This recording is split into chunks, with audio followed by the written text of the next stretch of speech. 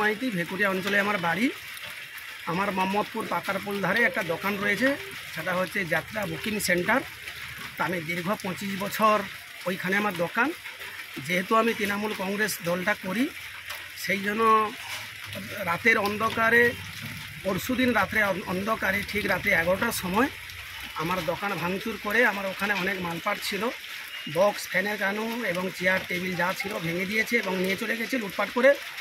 এবং যেহেতু আমি তৃণমূল কংগ্রেসের দলটা করি, তার জন্য আমার প্রতি এই দুর্ব্যবহারটা করেছে। গত 30শে জুন মধ্যরাত্রে বিজেপি আশ্রিত দুষ্কৃতীরা মোহাম্মদপুর পাকারপোলের সংলগ্ন বাবলু মাইতি তৃণমূল কংগ্রেস কর্মী তার দোকান তারা লুটপাট করে এবং জোরপূর্বক দখল করে। আমরা বিষয়টি প্রশাসনকে জানিয়েছি। প্রশাসন যদি আগামী 24 ঘন্টার মধ্যে ব্যবস্থা না নেয়, আমরা কিন্তু জনমত তৈরি করে বৃহত্তর আন্দোলনের পথে যাব। শুধু তাই নয়, বিজেপি যদি মনে করে থাকে এভাবে লুটপাট করে অরাজকতা তৈরি করে যদি মুক্তাঞ্চল তৈরি করতে চায়, তারা কিন্তু মূর্খের স্বর্গে বাস করছে। রাজনৈতিকগতভাবে লড়াই কিন্তু তৃণমূল কংগ্রেসটা লড়বে। বাপ্পাদিত্য গড়কর, নন্দীগ্রাম 1 নম্বর ব্লক, তৃণমূল কংগ্রেস কমিটির সভাপতি।